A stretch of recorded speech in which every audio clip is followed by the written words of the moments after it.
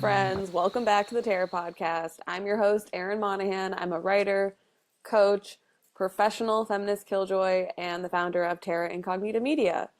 This is a podcast where we challenge toxic masculinity, patriarchy, white supremacy in the outdoor industry and beyond, and generally make feminist propaganda for your mind and body. It has been a minute since I've dropped a new episode, and I actually recorded this one that you're about to listen to back in March.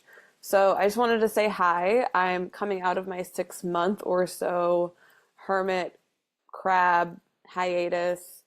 I've been in like a cave for a little while, and I'm going to be more consistent from here on out. I say that with a little bit of hesitation because consistency has always felt like a grainy word for me. I've always felt a little bit of friction when it comes to that word. But my energy is back after the brutal Mars retrograde. So yeah, I'm happy to be back. And today's episode is part 1 of a 2-part banger. Okay? Part 1 starts with a bike bro, ends with a landlord reveal, and unpacks all the ways that men perform leftist politics while still upholding the systems that they claim to oppose. So yeah, I'm kind of like sharing something a little more personal in this episode, and I'm telling the story of 2 dates that I went on with a guy who presented as progressive, who like said all the right things and was, you know, verbally in support of being pro-Palestine, verbally in support of Palestine, and then turned out to be a landlord. So those 2 things can't go together. And so we're going to unpack these red flags. We're going to unpack values dissonance. We're going to talk about intuition, gaslighting, and feminist standards, and why being a landlord is antithetical to being pro-Palestine. So if you've ever felt the existential grief of trying to date while embodying your values, this one is for you.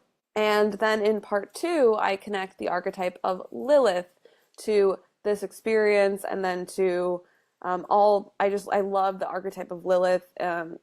She's an asteroid goddess in astrology, and I just love Lilith's mythology because she teaches us about rage, about sovereignty, about embodiment, about saying no to systems that shrink us, and about saying no to mediocre men.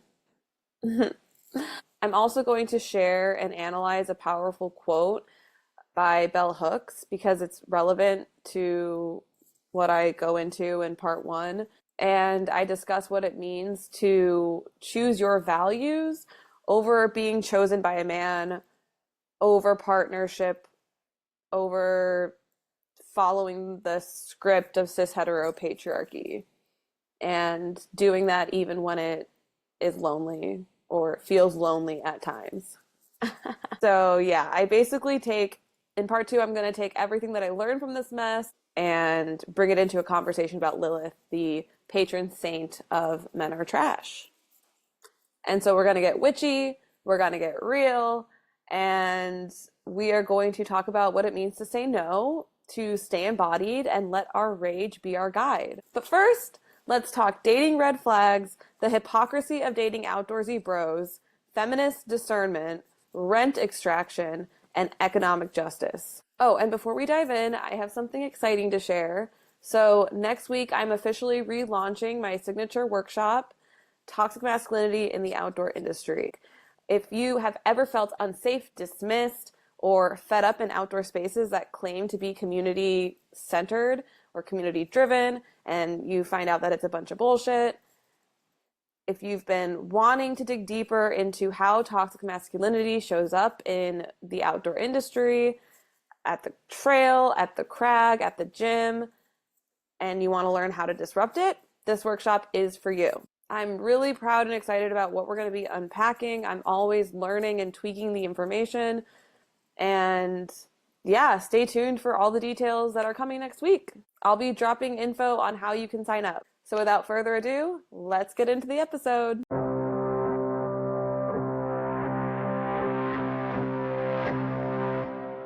Hi, everyone. Welcome back to the Terror Podcast. I'm your host and feminist killjoy in charge, Erin Monahan. Um, yeah, and it's been a little while. I never know really what to share, or how much I want to share on the internets and on social media and on this podcast. But I do feel comfortable sharing that the last 6 to 7, maybe 8 months has been hard. I say with a little bit of a laugh, but it's been hard. It's been, yeah, it's just been challenging. It's been hard. And yeah, that's why it's been a little while since I put a podcast out. I was feeling it. I think the last one I put out was last fall at some point, but yeah, I took the winter to go inward, very, very inward. And, we could look at this through an astrological lens. Mars has been retrograde. Yeah, I just want to share that it's been rough. And that's all I'm going to say about that. Because, yeah, I just want you to know that although I don't, there's like a part of me that, you blame it on my Scorpio stellium. That doesn't want to share all the ins and outs and details of my life, but I do also want to be transparent as much as possible on my platforms. And I've just been currently going through a period of time where I'm like really thinking about like, what do I want to share? How much do I want to share? And because there's times where I have vulnerability hangovers, and then I'll share things, and then later on I'll be like, ugh, I'm cringing, or I don't know if I wanted to share all that. And I look at other people on the internet and I'm like, I wish I could be as open as they are, or I wish I could share that much of my life. And parts of me just feel a little protective of myself. And I think it's because in general, I am pretty outspoken. I'm pretty transparent. I mean, I'm not ever like holding anything really back. I am my full self. I'm my authentic self, but I just choose to not share certain things about my life. And I think that's totally healthy. And I think that there's a lot of people out there who, even if we look at them and think, wow, they share everything about their life, they're always sharing every little detail, or like they're always so visible and so present. And look at them sharing and showing the behind the scenes of their life. Like, I often find myself looking at people like that on the internet and then thinking to myself, like, I have to remind myself, like, oh yeah, like we definitely don't know that person all the way. Like, we don't know all the ins and outs of their life. We don't know like the hospital or appointments they're making, or like, the doctor appointments they're making, or the things that are happening with their family, or the things that they're happening with their partner or partners, or things that are happening with their housing situation or their work situation, or whatever it is. And so I have to just like constantly remind myself about that with people that I'm comparing myself to as a creative, as a writer, as a podcaster. I'm like trying to think of words that aren't content creator, because I think and I hope that my work is beyond just content creation. Not that content creation is wrong or bad. I guess it's like a shorthand for what a lot of people do, but I really resist that, because at my heart and at the root of my work, I'm a writer and educator, I think. So content creation just feels a little trivializing for the work that I do, um, personally, but I don't think there's anything wrong with being a content creator. Yeah. So all that to say, it's been a little bit of a rough time, and I just want to share that, because if you've been having a rough time, you're not alone, and it's really easy to compare ourselves to people on the internet and think they have it all figured out. And um, yeah, I also don't want to share this in a way that's like trite or like, um, yeah, because um, I know a lot of people also say like, I've been going through a hard time, and if you are, you're not alone, and you're like, I still feel alone. Like, yeah, me too. Like, I don't know. Like, I despite knowing that I'm not alone in this world, I often find myself feeling very alone in this world a lot of the times. Um, yeah. So actually, Jessica Lanyadoo, one of my favorite astrologers, has a great quote. Um, and it's a sticky note that's on my mirror in my room. And the quote is something along the lines of, you can still be connected to the universe and feel alone, or feeling alone and being connected to the universe are not mutually exclusive, something like that. I'm completely butchering the quote, which is unfortunate. And I just don't feel like getting up and going to my room and reading it. But it's something like that. And that's often how I feel. It's like, I know that I'm connected to the universe, and I do feel deeply connected to the universe. And at the same time, I do feel very, very alone a lot. A blessing and a curse, because I do live alone, which is amazing and very nice. It's really, really a privilege in terms of being able to incubate my creative ideas. And yeah, that's what I wanted to share. That's the intro to this. I'll stop right there and just jump into the reason why I hit record in the first place, which is because I've missed you all. I have missed being on um, a podcast format. I've missed speaking into the void, speaking to you, dear listener and friend and fellow feminist killjoy. And I have a story to share. And it's one of those ideas that my favorite ideas come to me when when I start cackling. So like today I was like thinking about the situation, and I was just like, and like that is my hag cackle. It is the cackle that I have cackled for all of the years that I've been creating feminist propaganda. And so when that cackle comes to me, when it hits me, and I'm in the glorious privacy and isolation and divine lair of my own space, and that cackle cackles, I know that it's time. Go public with the idea. I also have a little bit of a cold, so that's why I'll be like kind of sniffling maybe a little bit, or I'm kind of talking in a way that to me sounds a little bit sick and stuffy, but I'm not sick. I've got a little bit of a cold that I think my immune system is fighting off. I really should be going to bed right now. It's a little bit later than I was hoping. It's like 8:39 p.m. and I was trying to record this a lot earlier. C'est la vie.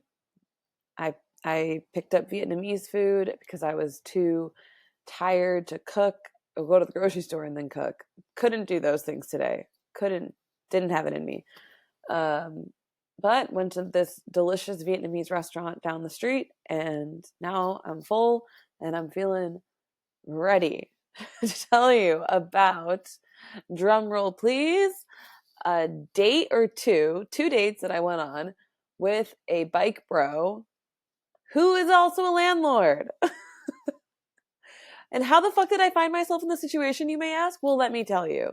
So, in this conversation, I will be telling you about the lessons that I learned from going on these two dates with this bike bro.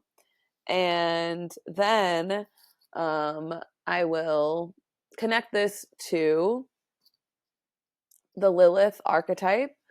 I've been really wanting to talk about Lilith, and I'm so excited to talk about Lilith in this conversation and connect it to these ideas. And then I'm referencing an outline that I have here, and that's why my eyes are looking over here for those of you who are watching the video version of this. But yeah, I want to talk about the mythology of Lilith a little bit, and embracing this archetype. And then also, I'm going to connect this to Bell Hooks's love ethic, concept of a love ethic. I've been like kind of flipping through and reading through the pages of All About Love by Bell Hooks. And for those of you who are on the video format of this recording, yeah, you can see that this is the book. It's beautiful. It's amazing. It's great. I love it so much. It is a Bible. I mean, all Black feminist work is a Bible. And bell hooks really, really, truly left us with so much goodness and instruction and education and just life wisdom, worldly wisdom. And it's truly, truly a guide. So I'm very, very excited to make these connections. So I guess first I should start by sharing the story of me going on this date with this bike bro. So I encountered this bike bro in the wild, and since embracing my queerness, because I always knew that I was queer, but it was just very, very repressed, and I was like having like imposter syndrome around bisexuality and all these things, and that's a whole nother conversation. And um I've just not been trying to date men. I just don't want to date men. I'm trying not to date men. And at the same time, it's unfortunate, but I am attracted to men. And I am bisexual, and I will date all the genders. And for um since I've not been on these dates with this guy, like I've tried to dip my toe back into being on the apps, and have many, many a times like just um filtered it so that it's just showing me women and non-binary people. And yeah, so my bisexuality is like anyone but cis men, basically. Like that's who ideally the partner I want to find one day, is a long-term loving relationship with a person who is not a cis man. Um, Ideally. All that to say, somehow the universe conspired to put this dude in front of me who I thought was cute, and he hit on me, and he was like, "Yeah, let's get a drink." So I agreed. But before I went on this date, I knew that I had to at least determine that our values were aligned to some extent, right? Of course. So I texted him before the date, and I said, "Hey, it's really important to me that before I get drinks with someone, that our politics align. So I'm curious, like, how would you describe your politics? And on a scale from fuck billionaires, fuck white supremacy, like, I hate systems of oppression and I'm working towards dismantling them, and being pro reparations for Black people, and being supportive of trans rights, to the other end of the spectrum, which is I love billionaires, I love white supremacy, I hate trans people, and pull yourself up by your bootstraps. Where do you fall on that spectrum, sir?" Pretty reasonable question. And he said, "I think that our values align," and then launches into how he's like, "I've been really preoccupied by what Israel is doing to Palestine, and it really angers me and it really pisses me off." Okay, yeah, I mean, seemingly that's what we want to hear. Seemingly that's what we want, someone to say. But there were red flags. The first red flag is that he said, "I think." What do you mean you think? What do you mean? There's no like either or. It's just you're on the left. It's just like you should be on the left side of that spectrum. Okay? I'm all the way over here on the leftist of the left side of that spectrum. And I was trying to create a very clear like spectrum for you to be on the right side. And there is a right side. Okay? There's a right side. And the right side is the left of that spectrum, right? I'm sure all of you who are listening are on that side of the spectrum, the right side of the spectrum. The left is the right side of that spectrum. And yeah. And so he says, "I think that our values are aligned." And I'm like, "What the fuck do you mean you think?" Like, ugh, man. Ugh. The other red flag was that in the language he was using to describe the genocide against Palestinians, he didn't say explicitly the genocide against Palestinians. He said something about like, I can't remember, but it was like a little bit too vague, and I was like, I don't know, something about this feels off. And I just really listen to my intuition. Actually, just kidding. I don't necessarily listen to my intuition, but I have a very strong intuition. My intuition was telling me that this guy doesn't know what he's really talking about, or that these were red flags. That's what my intuition was saying. Did I listen to that? No, I didn't. I still went on the date. Because I was like, oh, maybe, I still have low level, like, I don't know, like gaslighting, I guess, low level brainwashing from our society that tells me that I'm too demanding and I'm too uh picky, or I'm too like harsh or something. And you know what? That's just truly all bullshit, because every single time that I've ever thought to myself, maybe I'm being too demanding, and then I, do the opposite thing of what I think I should do, it actually ends up not great. Like, it ends up happening how I thought it was going to go, or the person ends up being who I thought they were.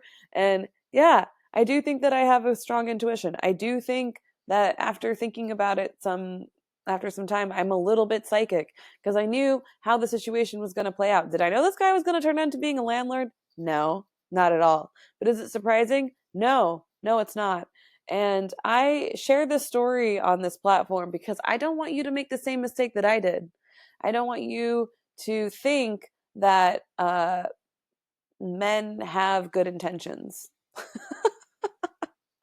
I don't want you to think that men are deserving of our grace and patience and understanding. And I say this as somebody who has friends who are men. And I'm saying this because we need to be incredibly discerning when it comes to our relationships and interactions with men, discerning and cutting in the way of like being very like, I don't know. Yeah, I guess just cutting, like being really it's just discernment. I don't know. It's just very discerning. It's like, and with discernment, we can make clear choices. We can create clear boundaries. I think cutting makes me think about, yeah, just like creating a boundary. I'm cutting, I'm making a distinction right now between you and me, because my younger self entertained toxic masculine men for way too long. And so I think that's why, like, part of the reason why I'm recording this is because, I'm all about talking about toxic masculinity. I'm all about protecting ourselves and others from toxic masculinity and calling it out and promoting feminist propaganda. I am creating feminist propaganda because all we do is see propaganda that promotes toxic masculinity and patriarchy and white supremacy. So I go on a date with this guy because I didn't listen to my intuition that told me that this guy isn't it. He's not it. And I'm not a casual dater. Like, I wish I could be, and I honestly wish I could have casual sex because I love sex, but I'm not. I'm demisexual, and I'm not very satisfied by the casualness of things. Like, nah.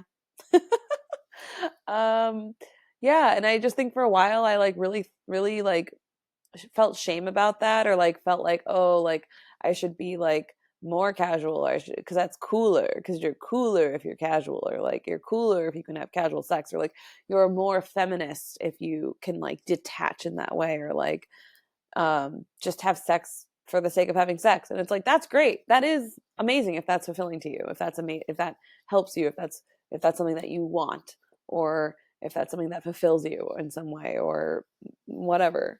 But for me, I realized years ago that it's not, and that was really, if you could say, empowering. It was really liberating, empowering. It was really uh yeah, but also annoying.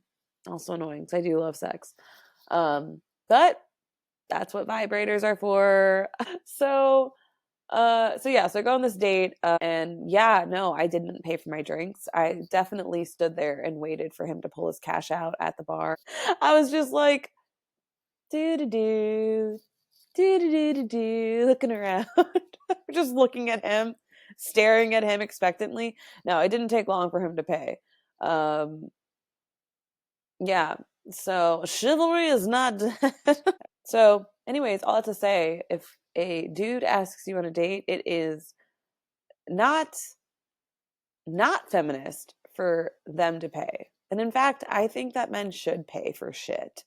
At least, I mean, for real on the first date. I mean, if you're dating like a cis het dude and he's not paying, like that's just the bare minimum of like your time and energy, because it's probably going to be an emotional drain. You're probably going to be doing more of the work on the date. You're probably going to be doing some educating like I tend to do on dates. Um, but I've learned to kind of like back off of that role and like keep more to myself, because if I do find myself feeling that way, then I'm like, if I feel like this now, I'm going to feel like this later in the relationship, and this is not my person. If I already feel exhausted, then this is not going in a good direction. So, yeah, they should pay, because we're risking our lives going on dates and hanging out with these men. It is a it is actually not safe. Like, men are not safe. They're our biggest predators. So we're sitting there on this date, and he kind of hides. He's trying to tell me about he tells me about his day and how he was up on a roof. And this is like in the middle slash towards the end of the date. And he's like, yeah, I was just on a roof and we're fixing things. I've been doing some projects. And I'm like, what do you mean you've been doing projects? Like, that's kind of cool. It sounds cool. Like, I'm always really impressed and find it really cool when people are really good with woodworking or any kind of a skill like that, like any kind of like maintenance, construction, carpentry. Like, those are cool. Those are incredible skills. And I have none of them. So I just think it's really cool when people can do things like that. So I was like, "Oh, that's cool. Like, what do you mean you have a project? Like, are you doing construction? Like, you're on a roof? Like, you I don't know what people on roofs do. Like, is it you a roofer? Like, is there I don't know." He said, "Kinda, not really." And I was like, okay. And then I had one of those moments where you like, you're watching a movie, and like the character in the movie is like the time kind of starts warping in their head, and it's like you like kind of zoom into their face and into their head, and then you go into their head, and it's like this like whirling swirl of a universe, and I don't know like if you can picture what I'm saying, but it's like all of a sudden it's like whoa, whoa. And for me, it was kind of like that, but then also that meme where like the person is doing like complicated math equations. And so then that was the moment for me where I was like, wait a second. I'm sorry, what? Wait, are you a landlord? Yeah. Yeah. And he was like, yeah, kind of. I'm like, what? What? And he's like, yeah, I mean, like, I have I bought a place and I rent it out. Basically just rent it out to my friends though. And I'm like, okay. And to me, I was just thinking like, okay, I guess like he's got a house and then he has like rooms in the house, and that if he's renting out to his friends, like that's cool. Like, that doesn't mean, I don't know, like I'm sure he's giving them a deal and they're just helping him to pay off the mortgage, I guess, right? Like, that's kind of where my mind jumped. And then he says, yeah, I didn't think that you'd think that was too um cool, so I didn't like lead with that. And I was just like, what? Like, that's a red flag. You're gonna withhold, you're gonna intentionally kind of like try to obscure or like somewhat like kind of withhold this information from me because you know that I wouldn't like that. That's weird. And it's actually not respectful at all. And as I was like reflecting on this story with my friend was like, oh, that means that he really liked you and he like wanted to continue to date you, and he knew that if he told you that like you probably wouldn't want to date him anymore. And I was like, yeah, maybe a younger version of me would have thought that was cute and romantic. That's so scary and sad though, because that's not cute or romantic. Somebody trying to lie to you and tell you, or to withhold information from you and to give you like a false idea of who they are, that's not cute or romantic. That's actually really scary and creepy and manipulative, and actually not respectful at all and not caring. And it doesn't mean that they like you, actually. It has nothing to do with them liking you or not. It has everything to do with them and their ego, and has everything to do with the image that they're trying to carry and create and maintain about themselves, and the projection that they're trying to the image of themselves that they're trying to project. They're trying to create like this false sense of who they are by withholding certain information from you. It's manipulative. It's manipulative. It's creepy. It's weird. It's not cool. And I definitely don't want that in a partner. I want my partner to be transparent and honest and not a landlord and not lie to me about being landlord. So yeah, I just don't want a partner who's a landlord, you know, or a cop. Yeah. So then I was just like, okay, like red flag. But we kind of kept talking, and you may ask, why did you go on a second date with this person, Erin? And to that I say, I that's a good question. I was just bored. And I was like feeling like maybe I could have a fun little makeout session with this dude because he's cute. I'm attracted to him. But then, as that night progressed, the second date progressed, I really wasn't attracted to him anymore. So yeah, this first date, it kind of ended with me accepting this response of like, oh yeah, I just kind of rent out to my friends, and I was just too tired to press, honestly. Like, I typically am somebody who is like, give me all the answers, give me all the details. I want to know everything. And I will dig and I will dig and I will dig. But that week, particularly that day, I had a really shitty thing happen. And it was related to toxic masculinity. And I didn't want to press or pry or like go deeper with that in this conversation. So went on a second date. And in the second date, he reveals to me that he is indeed a landlord, not just in one instance, but he's a landlord times three. So we're at my place, and he brings over wine, and we're in my kitchen, and he just says to me casually, yeah, one of my properties. And I was like, what? I'm sorry, what? Excuse me, what? You have more than one? You have more than one. Like, I thought that you were living in a house, but now what? I'm sorry, what? And he says, yeah, I own, yeah, I like, decided to buy a second property, like, and then he starts talking about that. And I was like, so you have two properties? And then he tells me that he lives in one fourplex. So he lives in the fourplex in an apartment, which means he doesn't live in a house with his friends. He lives in an apartment complex with apparently three of his friends. And I'm like, sir, first of all, how many people have three friends that they would be able to rent out to? I don't even really have like, I have like a couple, I guess I have like two friends in my vicinity. No, I'm just kidding. I have more than that, but it's like, what? And then he says, yeah. And then I got the second fourplex, and I'm like, what the fuck? And then he says, and then I have a third. He's got three properties, three fourplexes. So this man is really trying to keep it from me. He's really out here trying to convince me that he's just renting to all 11 of his friends.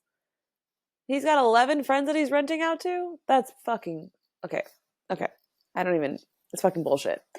And I just was like, excuse me? And he's like, yeah, I didn't really want to tell you. That's kind of like, kind of figured you wouldn't like that. And I'm like, yeah. And then he's like, yeah, I know it's like, landlord's probably like one step below a cop. And I'm like, yeah, yeah. I mean, you're kind of like on the same level, bro. Like, how delusional do you have to be to think that you are any better? I don't know. Like, I don't know. You have three fourplexes. You have 12 options of where to live when there are people who are houseless down the street. Like, excuse me? And so then I said to him, I was like, okay, so how much do you charge? And he said, well, like the market rate. And I was just like, I'm sorry, those words were the most disgusting words that I've ever heard, ever in my life, coming out of anyone. Did you just say the market rate? Like, gross, disgusting, ew, disgusting, gross, disgusting, disgusting, gross. Coming out of a landlord's mouth who's standing in my kitchen saying these words. How dare you stand in my kitchen and drink wine out of my cute, thrifted, vintage glasses and utter those words to me? Excuse me? Ew. And I said this out loud to him. I said, ew, that's gross. Don't say that. And he was like, yeah. And I was like, so, but how much do you charge? And he said, yeah, the market rate. I mean, like supply and demand. And I was like, oh, yeah, okay. And that's when I really just like vomited, like projectile vomited across the room at him. And yeah, that was the end of that. The end of that. Just everything in me was just sucked dry like a desert. Like absolutely no chance of coming back from that. Um, yeah, turned into the Sahara Desert real quick. And yeah, that was pretty disgusting. That was pretty disgusting to hear him say that. And the best part of all of this too is that this man, like, I was making chicken noodle soup for myself for the week. I was not making it for him, let's just be clear. I was making it for myself, and he was there. He happened to be there, and I let him eat some. Unfortunately. But I saw him like picking out the chicken pieces in the soup, and I was like, "Oh, are you vegetarian? Like, I'm sorry, like I didn't know." And he's like, "Yeah, I'm trying to be vegetarian." And I was like, "Oh, like why?" And he was like, "Oh, like the meat industry, it's really bad and everything." And I was like, "I'm sorry." Like, I started laughing because I'm like, "Yeah, it's pretty bad. It is. And you're a landlord." Like, I don't know if you realize this, but like, you're a landlord, okay? Like, huh?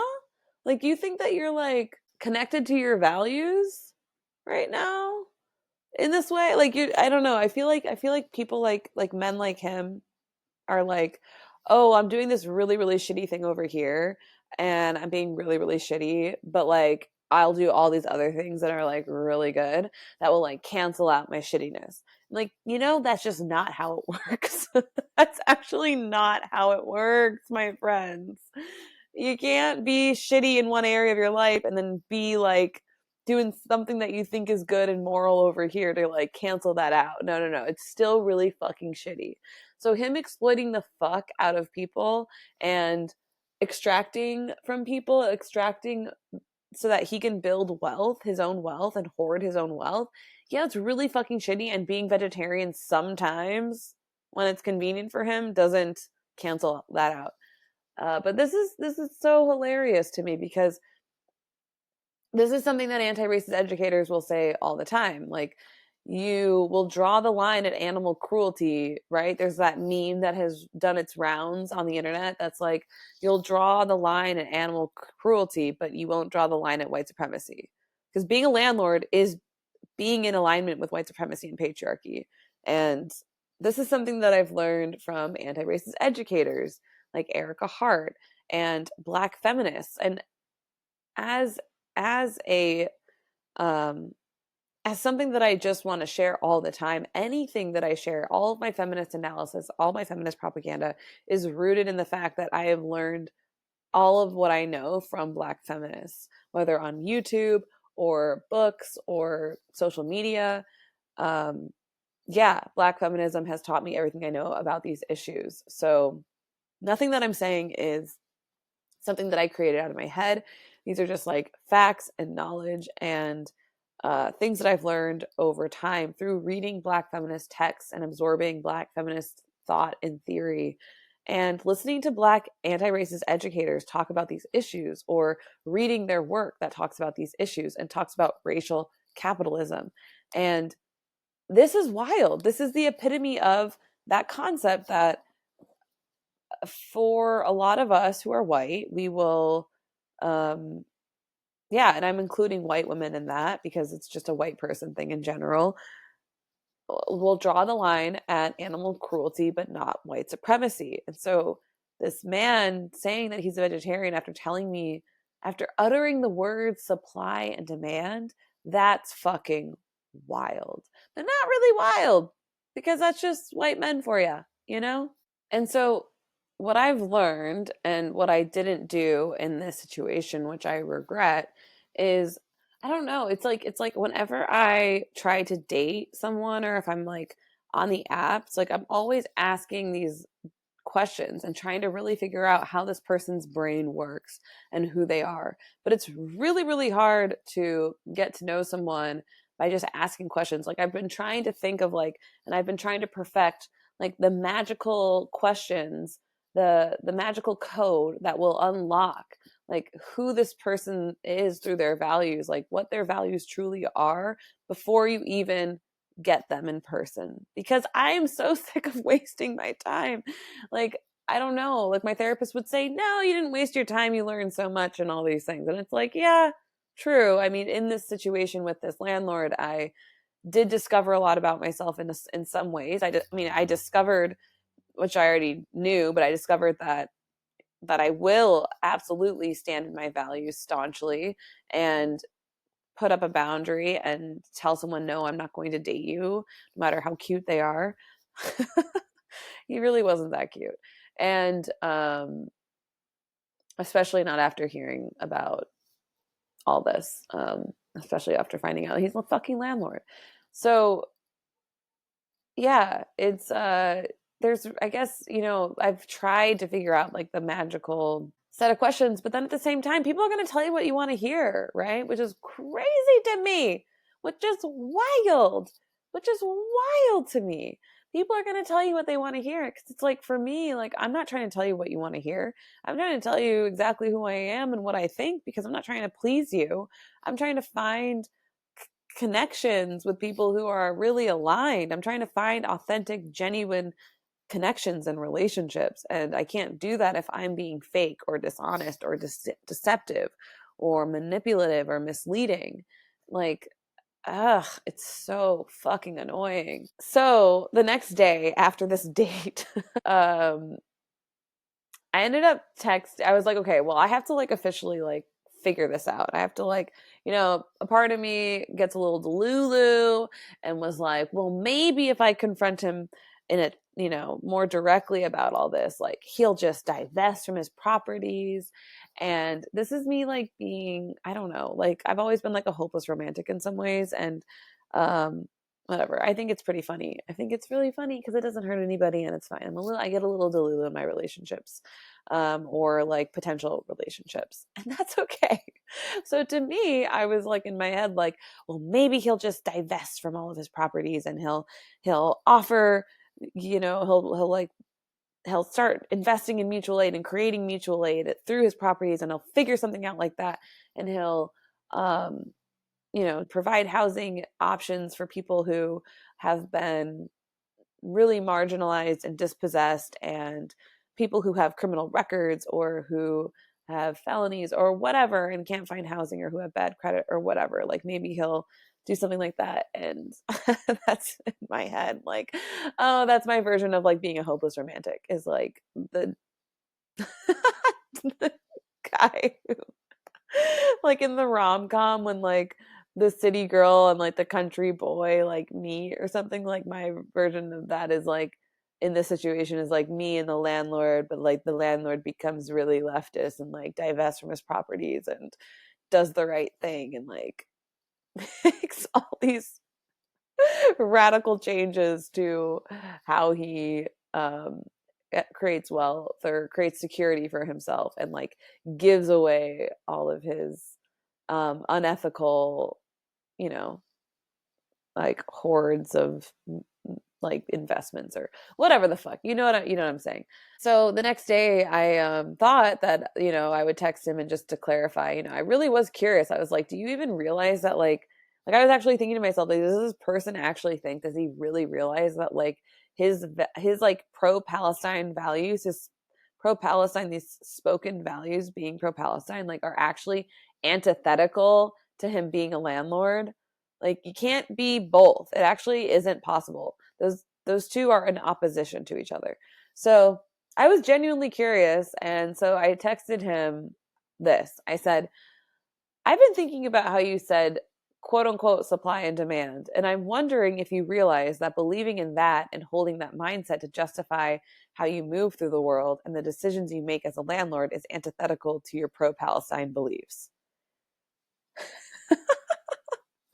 And I fucking, so I had a session with my therapist like last week, and I told them about this, and I read this text to them, and I was like, I really thought that this was like a really benign, sweet, like just out of curiosity, do you realize this kind of text? And it's like, no, like of course this is not going to invite someone to some kind of conversation, I guess.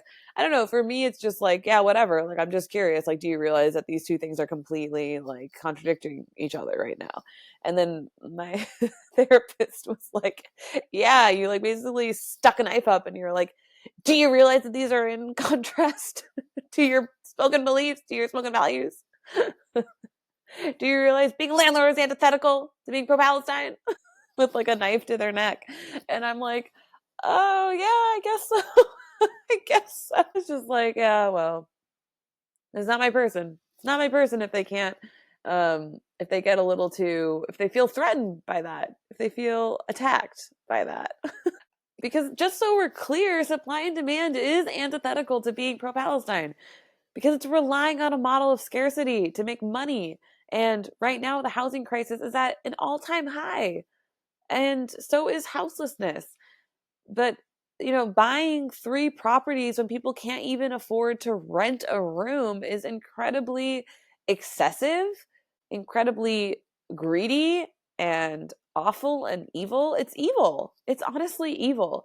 And this reminds me of how Trump is planning to build or wants to build some kind of a Riviera on the shores of Gaza, and how the ethnic cleansing has only become escalated in recent years, and especially in the last year, that this is all in an effort to create wealth for the ruling class and for the people in power, for the 1%. And the ethnic cleansing of Palestine is going to be properties built where land, like on the coast, and where Airbnb can rent rooms to people, and landlords will make millions. So I mean, we can think about this and the so-called and the connection of that, as so many activists have already pointed out, that this is what's happening and what has been happening in the US. There has been an ethnic cleansing, an ongoing ethnic cleansing of Black and Indigenous people forever in the so-called US. And landlords are continuing that project.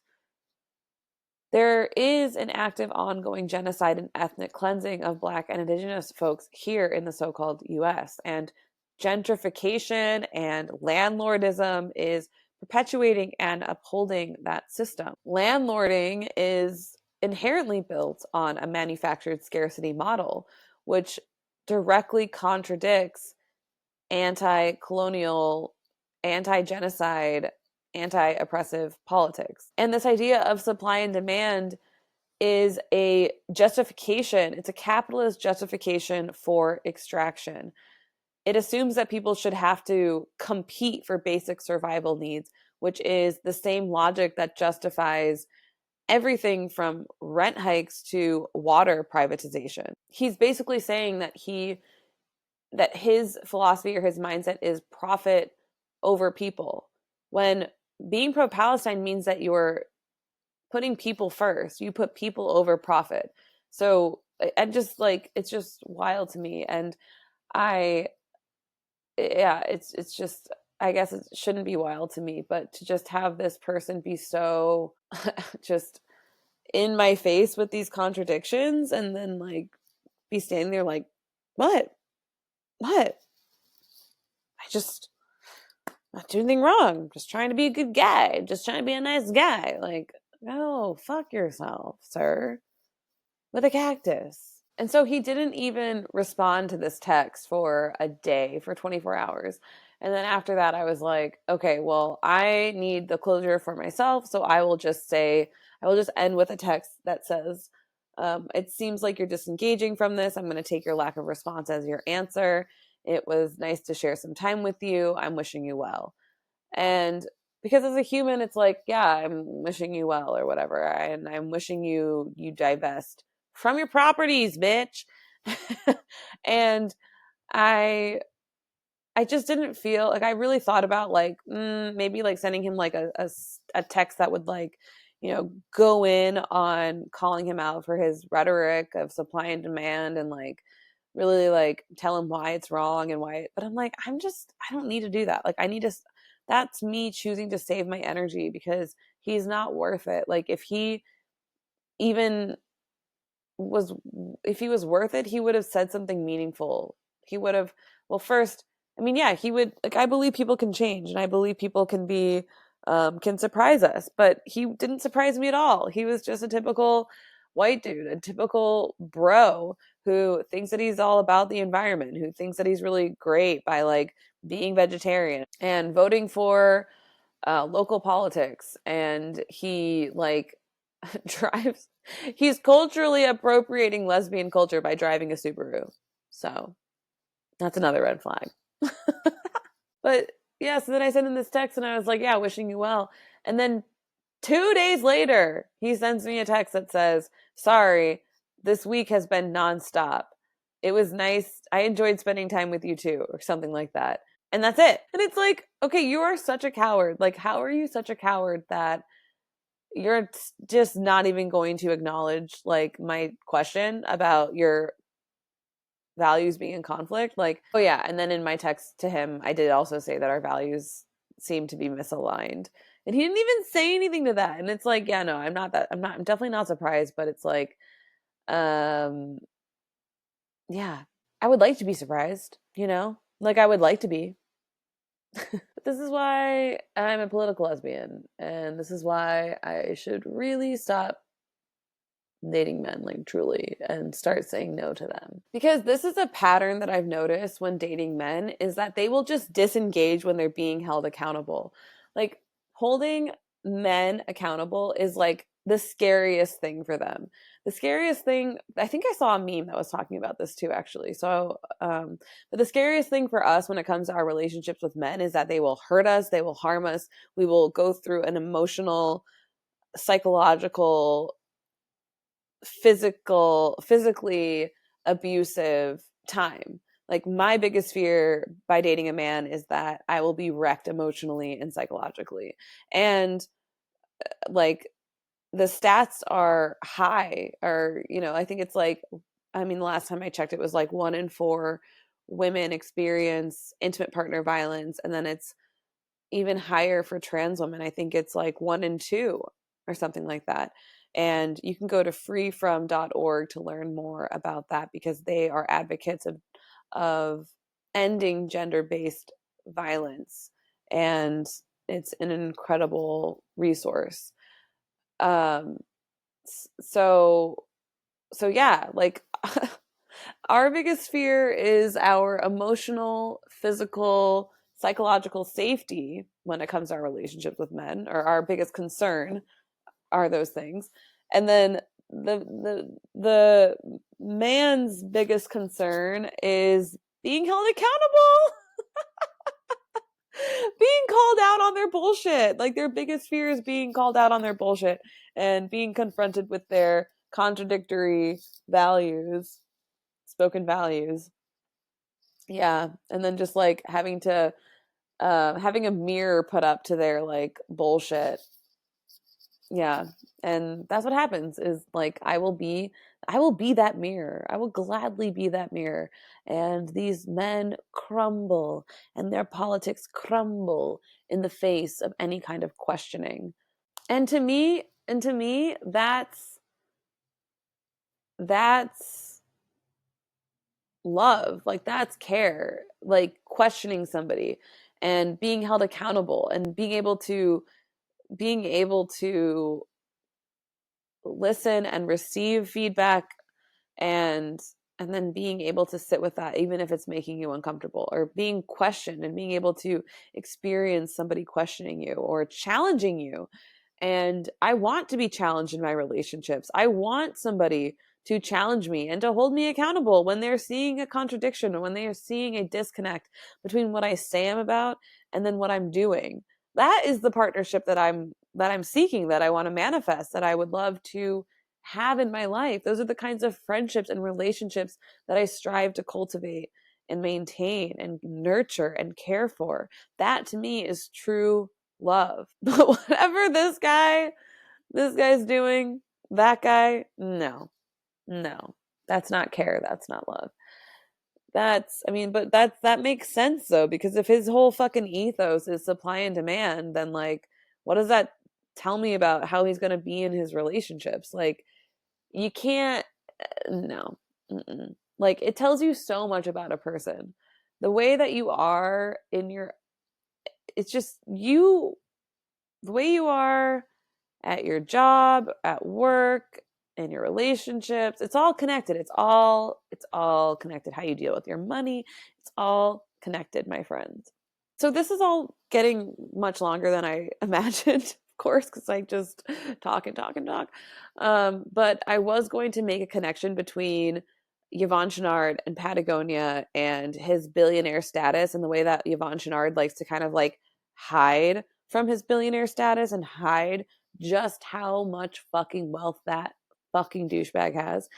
I was going to make a connection between that and the way that billionaires try to obscure their wealth with the way that this landlord was withholding this info, or trying to withhold this information from me and trying to obscure his wealth. And I'm not saying that he is anywhere near being a billionaire because that's totally not true.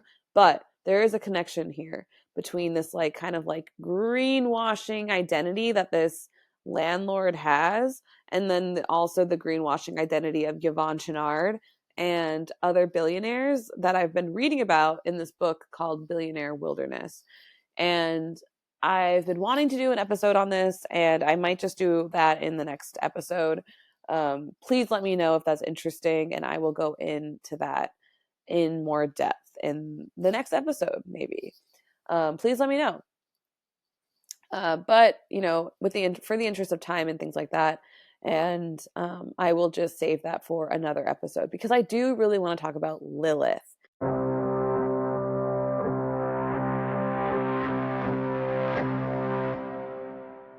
And that concludes part one of this two-part banger. Sorry to leave y'all on a cliffhanger. But thank you so much for listening. Thank you so much for being in this community. I love you all so much. Please comment, like, share, uh, drop a comment on Instagram or DM me. Let me know what came up for you while you were listening, what resonated, what your thoughts are. And stay tuned for part two. It will be coming out really soon. And yeah, don't forget that next week I will be dropping all the information for our upcoming workshop, Toxic Masculinity in the Outdoor Industry. Stay safe, stay feminist, killjoy. Don't be afraid to be a wet blanket. And I will talk to you all soon. Sending you all my love. Bye.